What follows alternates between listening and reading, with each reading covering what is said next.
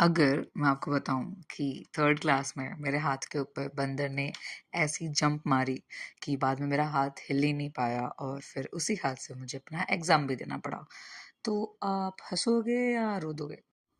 Hello guys, this is Shweta सेस। इस channel पे आपको कुछ मेरी स्टोरीज़ भी सुनने को मिलेंगी और कभी-कभार कुछ थॉट्स जो मैं आपसे शेयर करना चाहती हूँ। So before diving into the story पहले मैं आपको एक बैकग्राउंड दे देती हूँ स्टोरी के बारे में। सो ये स्टोरी है जब मैं अपनी थर्ड स्टैंडर्ड में थी और जो हमारा स्कूल था वो ज़्यादा हाई फाई स्कूल नहीं था। उसमें मोस्टली ग्राउंड लेवल बेस्ड ही क्लासेस थी। कोई कोई बिल्डिंग थी जिसमें फ्लोर्स थे, वरना सब नीचे नीचे ही थी जितनी भी क्लासेस थी। और उसमें एक बहुत बड़ा ओपन प्लेग्राउंड था।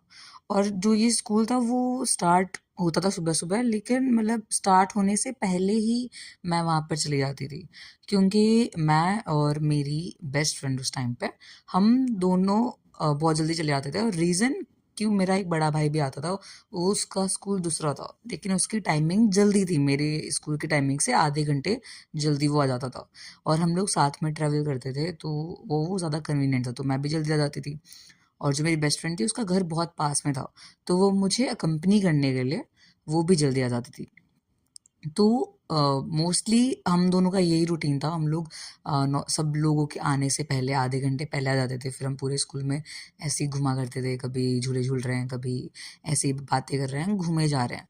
और उस टाइम पे लाइक पूरे स्कूल में सिर्फ एक वॉचमैन जो होता था वो प्रेजेंट होता था, जिसकी वजह से गेट हमें हमेशा ओपन मिलता था स्कूल का। तो ये उसी दिन की बात है, हम लोग ऐसे ही सुबह जाके आराम से अंदर जा चुके हैं, हम लोग आराम से स्कूल घूम रहे हैं, कोई प्रॉब्लम नहीं है। देन सडनली हम लोग जब प्लेग्राउंड में थे, अचानक से 3-4 बंदरों की एंट्री हो जाती है हमारे स्कूल में। अब सिक्योरिटी गार्ड जो था वो गेट पे बैठता है, प्लेग्राउंड जो था हमारा वो थोड़ा दूसरी साइड था। अब बंदर को देख के 3rd स्टैंडर्ड की 2 छोटी-छोटी बच्चियाँ घबरा जाती हैं बहुत ज़्यादा, ऑब्वियसली।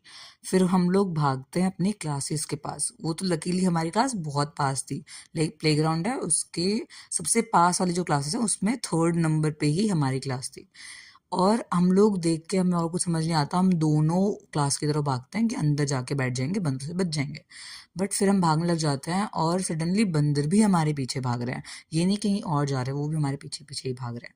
अब हम लोग भागते-भागते मैं ऐसे मुड़ के देखती हूँ कि अच्छा बंदर आ ही रहे हैं क्या, या फिर मतलब कहीं और जा रहे हैं। लेकिन वो आ ही रहे थे, हमारे पीछे ही भाग रहे थे। एंड देन सडनली वो देखने के चक्कर में मेरा पैर अटक जाता है और मैं गिर जाती हूँ। अब जो मेरी फ्रेंड है उसकी स्पीड अच्छी थी, वो पहुँच जाती है क्लास में।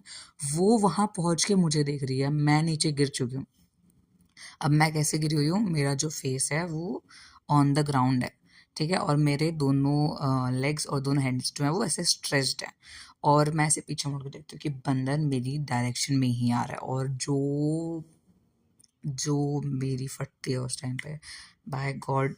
उसके बाद वो बंदर आता है, मैं डर गई थी कि ये काटेगा या मारेगा, वो कुछ भी कर सकता है भाई, जानवर का कोई भरोसा नहीं होता।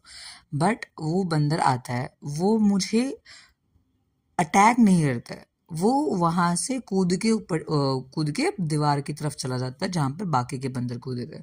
बट द प्रॉब्लम इज़ कि वो कूदता कहाँ है? वो जंप लेने के लिए उसको बेस्ट प्लेटफ़ॉर्म मिलता है मेरा हाथ। वो भाग के आता है, उसका एक एक पैर मेरे हाथ के ऊपर टिकता है, वहाँ से वो अपना पूरी बॉडी का प्रेशर लगा के वहाँ से जंप लेता है उस दीवार के ऊपर पहुँचने के लिए। अब मैं छोटी-सी बच्ची, मेरे हाथ के ऊपर इतना वज़न पड़ा है उस टाइम पे, वो वो लास्ट बंदर ही था, वो चले जाते हैं सारे बंदर, फिर मेरी दोस्त आती है, मुझे उठाती है और हम लोग क्लास में बैठते हैं और मैं देखती हूँ मेरा हाथ काँप रहा है। मेरा हाथ एक जगह पर है और वो हल्का-हल्का काँप रहा है। मैं उसको मूव करना चाह रही हूँ, मेरी फिंगर्स मेरे कंट्रोल में नहीं है, मैं उनको मूव नहीं कर पा रही और बहुत गंदा दर्द हो रहा है। मैं चिल्ला रही हूँ, भाई दर्द हो रहा है, भाई दर्द हो रहा है। उस टाइम पे टीचर्स भी आए नहीं, अब हम कुछ कर भी नहीं सकते। तो हम थोड़ा-सा वेट करते हैं, 10-15 मिनट समथिंग होती हैं, टीचर्स की एंट्री चालू होती है। फिर टीचर बोलती है कि मेडिकल सेंटर जो है हमारा, वहाँ पर जाओ। वहाँ पर जाके वो मैम जो थी वो देखती है, नर्स देखती है मुझे, एंड फिर उनके पास भी कोई सॉल्यूशन नहीं होता, तो वो सीधा बस स्प्रे लगाती है, जो भी मूव वगैरह का पेन रिलीफ स्प्रे होता है, वो मेरे हाथ पे लगाती हैं और बोलती हैं कि आप जाओ। आपका हो गया। बट उससे मुझे कोई फ़र्क नहीं पड़ता, हल्का सा दर्द में रिलीफ मिलता है, लेकिन मेरा हाथ अभी भी नहीं हिल रहा है, मैं उससे लिख अभी भी नहीं पा रही, कुछ भी नहीं हो रहा। और उसी टाइम पे आप टाइमिंग देखो, उसी टाइम पे जब मेरे हाथ में इतनी लगी है, और माइंडेड राइट हैंड पे लगी है, उसी टाइम पे हमारा टाइम होता है एग्ज़ाम्स देने का। Like from the next day itself हमारी हाफ ईयरली एग्ज़ाम स्टार्ट होने वाली थी। हाफ ईयरली भी अच्छी खासी हमारी कितनी 3 घंटे की एग्ज़ाम होती थी वो भी, क्योंकि like it is of 100 marks, right. So वो हाफ ईयरली का टाइमिंग भी अगले दिन से ही हाफ ईयरली थी। उस दिन तो मुझे घर पे ले जाते हैं, घर पे चली जाती हूँ मैं, मम्मी देखती हैं हाथ का हाल, थोड़ा बहुत मूव करने की कोशिश करती हैं, बोलती हैं क्या पता थोड़ा मोच वोच आ गई होगी, ठीक हो जाएगा, कल तक देख लेते हैं। अब अगले दिन नहीं हुआ वो ठीक, लेकिन एग्ज़ाम था और मैं बचपन से ही एकेडमिकली मम्मी मुझे कभी छुट्टी वुट्टी मारना या फिर ऐसे एग्ज़ाम्स को लेके नेग्लिजेंट तो कभी नहीं होती थी। तो अब मैं गई हूँ एग्ज़ाम देने, और जो राइट हैंड से मैंने लिखा तो है, तब तक उँगलियाँ मूव होने लग गई थी, लेकिन दर्द नहीं मिटा था। तो मैंने जो अपने आप को कंट्रोल कर के जितना मुझसे लिखा गया, मैंने कुछ करके दर्द सहते-सहते लिखा है। एग्ज़ाम फिनिश हुआ, मैं घर पे गई, मैंने कहा मम्मी इस हाथ से तो नहीं लिखा जा रहा, अभी तो और भी एग्ज़ाम्स हैं and I can't do this. मेरा हो गया, मेरे हाथ से नहीं लिखा जा रहा, मेरे से बहुत दर्द हो रहा है मुझे। अब ये था कि मम्मी मुझे हॉस्पिटल नहीं लेके जाना चाहती थी, क्योंकि डॉक्टर्स को अगर मोच आई या कुछ भी आया है तो उनको सीधा है कि वो प्लास्टर लगा देते हैं, और प्लास्टर बहुत दिनों तक रहता है, तो मम्मी को नहीं पसंद है ये सब, कि इतने टाइम तक तुम्हारा हाथ बिल्कुल यूज़लेस हो चुका है, तुम कुछ कर नहीं पा रहे। मम्मी को ये सब फालतू चीज़ें लगती हैं। ओके, सो मम्मी बोलती हैं बेटा ये सब ना हॉस्पिटल जाएंगे बहुत टाइम ख़राब होगा, और मतलब हाथ तो बहुत टाइम तक यूज़ भी नहीं कर पाएगी, एग्ज़ाम भी तो देना है। फिर मम्मी थोड़ा आसपास से पूछती हैं, मेड हमारे घर पे आती थी उस टाइम पे, उनसे पूछती हैं कि कुछ वैद ऐसा कुछ मिलेगा क्या आसपास। तो हम लोग जिस एरिया में रहते थे उससे बहुत near by he village type का एरिया भी था। तो अब उनकी बातें सुन के जाती हैं, मैं मम्मी हम दोनों विलेज में जाते हैं, घूम फिर के ढूंढते हैं, और लोगों से पूछते रहते हैं कि यहाँ पे कोई वैद वैद बैठते हैं क्या, वो ऐसे कर कैसे ना कैसे करके हम उनका घर ढूंढ लेते हैं। अब उस वैद के पास जाके मम्मी उन्हें बताती हैं क्या क्या हुआ, जो भी सिनेरियो था। फिर वो वैद कुछ नहीं बोलते, वो घबराते घबराते नहीं है कि क्या हो गया, कैसे ठीक होगी। वो सिंपली मेरा हाथ पकड़ते हैं और किसी तो डायरेक्शन में, किसी तो टेक्निक से मेरे हाथ को पकड़ के ऐसा झटका मारते हैं कि मेरा हाथ एक बार में सीधा, उस टाइम पे तो दर्द बहुत हुआ, लाइक जब जब उन्होंने झटका मारा तब एकदम से बहुत दर्द हुआ।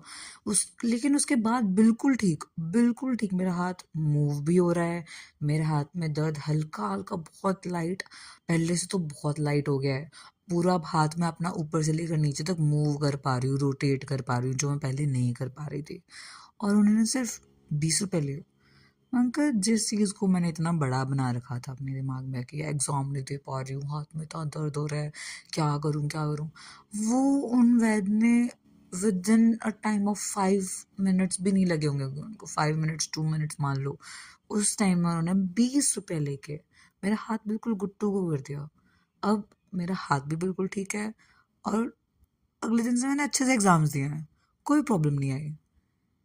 सो या this is the end of the story, कि जो भी बंदे ने किया, लास्ट में तो मैंने एग्ज़ाम दिए मेरे, चाहे मेरे मार्क्स कितने कैसे भी आए हो, लेकिन मैंने अपना एग्ज़ाम भी दे दिया, मेरा हाथ भी ठीक हो गया, एंड या दैट्स इट। अगर आपको ये स्टोरी इंटरेस्टिंग लगी हो, आप ऐसे ही कुछ और सुनना